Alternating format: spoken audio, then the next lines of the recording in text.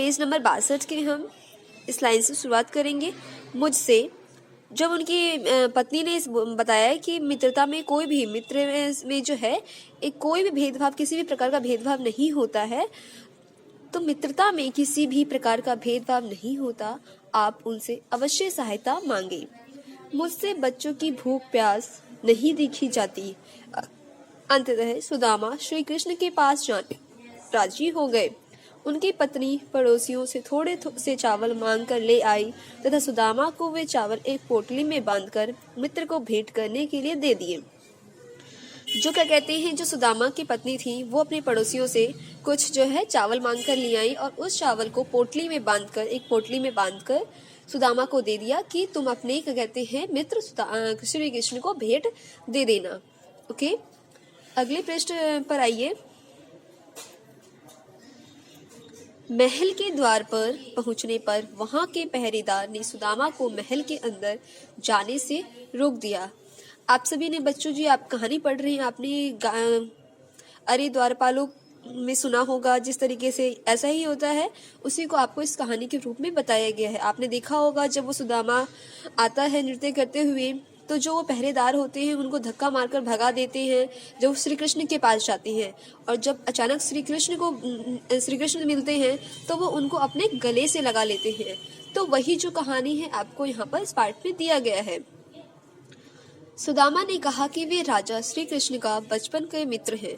जो पहरेदार थे उनको सुदामा जी ने बताया कि मैं जो हूँ श्री कृष्ण का बचपन का दो मित्र हूँ तथा वे उनके दर्शन किए बिना वहां से नहीं जाएंगे।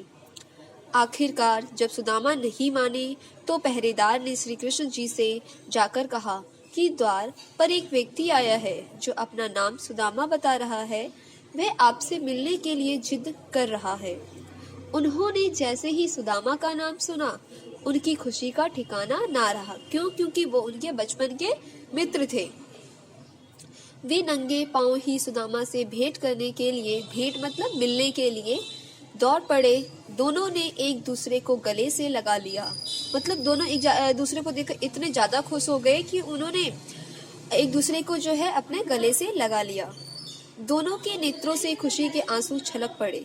दोनों की आंखों से जो है खुशी के आंसू आ पड़े, छलक पड़े। श्री कृष्ण सुदामा को आदर सत्कार के साथ महल के अंदर ले गए।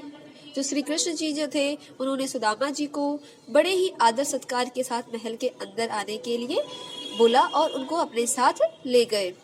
फिर उन्होंने सुदामा के पैरों को अपने आंसुओं से धोया, उन्हें अपने ही सिंहासन पर बैठाया। देखिए, जो श्री कृष्ण हैं उन्होंने अपने मित्र सुदामा जी को आंसुओं से उनके पैर धोए और अपने ही सिंहासन पर, अपनी ही गद्दी पर उनको भी अपने पास बिठाया। श्री कृष्ण की पत्नियां भी उनके आदर सत्कार में लगी रही। दोनों मित्रों ने एक साथ भोजन किया तथा आश्रम में बिताए अपने बचपन के दिनों को याद किया। तो बच्चों, आप सभी को ये जो है कृष्ण और सुदामा जी की कहानी बहुत ही अच्छी लगी है। तो आशा करती हूँ कि आप सभी को ये पाठ अच्छे से समझ आया है।